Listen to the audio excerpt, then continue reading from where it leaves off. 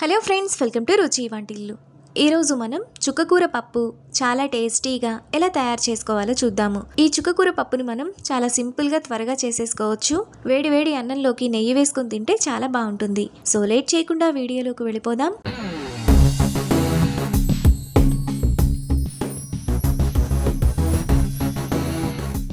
ముందుగా చుక్కకూర పప్పు చేసుకోవడానికి 5 కట్టల చుక్కకూరను 3-4 సార్లు బాగా కడిగి ఇలా సన్నగా కట్ చేసుకొని పక్కన పెట్టుకోవాలి.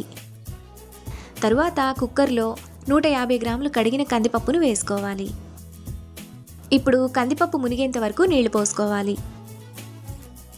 తరువాత 1/2 టీ స్పూన్ పసుపు, 1 టీ స్పూన్ ఆయిల్ వేసుకోవాలి.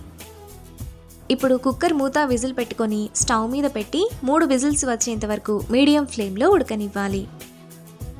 కుక్కర్ విజిల్స్ వచ్చి ప్రెషర్ పోయిన తర్వాత పప్పును మెత్తగా మెదుపుకోవాలి. పప్పును ఇలా మెదుపుకున్న తర్వాత పక్కన పెట్టుకోవాలి. ఇప్పుడు స్టవ్ మీద ప్యాన్ పెట్టుకొని అందులో 1 టేబుల్ స్పూన్ ఆయిల్ వేసుకోవాలి. ఆయిల్ వేడైన తర్వాత 1 టీ స్పూన్ తాలింపు గింజలు, 1/2 టీ స్పూన్ ఇంగువ వేసుకొని ఫ్రై చేసుకోవాలి.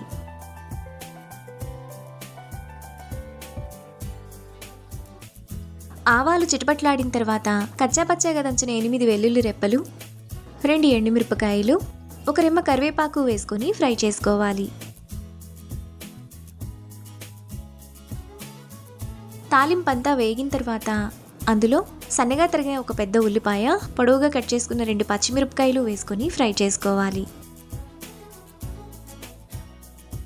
ఉల్లిపాయలు వేగిన తర్వాత చిన్న చిన్న ముక్కలుగా కట్ చేసుకున్న 3 టమాటా, టేస్ట్కి తగినంత ఉప్పు, 1/2 టీ స్పూన్ పసుపు, 1.5 టీ స్పూన్ కూరల్లో వేసుకునే కారం వేసుకొని ఒకసారి కలుపుకోవాలి. ఈ పప్పులోకి కూరల్లో వేసుకునే కారం వేసుకుంటేనే టేస్ట్ బాగుంటుంది.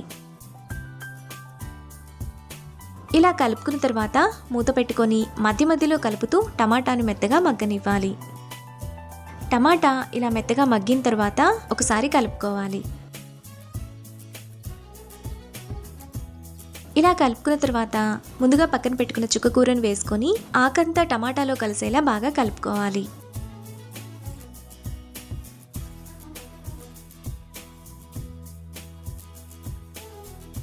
ఇలా కలుపుకున్న తర్వాత మూత పెట్టుకొని 5 నిమిషాల పాటు లో ఫ్లేమ్లో ఉడకనివ్వాలి.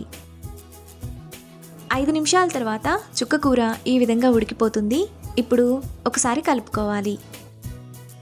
ఇలా కలుపుకున్న తర్వాత అందులో ముందుగా మనం పక్కన పెట్టుకున్న పప్పును వేసుకోవాలి. తరువాత కుక్కర్లో 1/2 గ్లాసు నీళ్లు పోసుకొని ఒకసారి తొలుపుకొని పప్పులో వేసి కలుపుకోవాలి. మనకి చుక్కకూర పుల్లగా ఉంటుంది కాబట్టి ఇక్కడ నేను చింతపండు వేయటలేదు. మీకు పులుపు ఇంకొంచెం కావాలి అనుకుంటే కొద్దిగా చింతపండు రసాన్ని వేసుకోవచ్చు. ఇలా కలుపుకున్న తర్వాత మూత పెట్టుకొని మధ్య మధ్యలో కలుపుతూ 10 నిమిషాల పాటు మీడియం ఫ్లేమ్లో ఉడకనివ్వాలి. 10 నిమిషాల తర్వాత చుక్కకూర పప్పు మనకు ఈ విధంగా ఉడికిపోతుంది. ఇప్పుడు ఒకసారి కలుపుకోవాలి. ఇలా కలుపుకున్న తర్వాత లాస్ట్లో సన్నగా తరిగిన 1/4 కట్ట కొత్తిమీర తరుగు వేసుకొని కలుపుకొని 1 నిమిషం పాటు మీడియం ఫ్లేమ్లో ఉడకనివ్వాలి.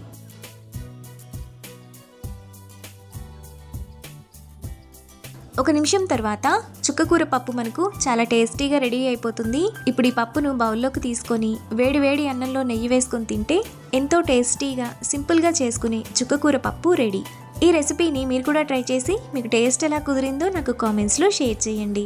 ఈ వీడియో కనుక మీకు నచ్చినట్లయితే లైక్ చేసి, షేర్ చేసి, సబ్స్క్రైబ్ చేయండి.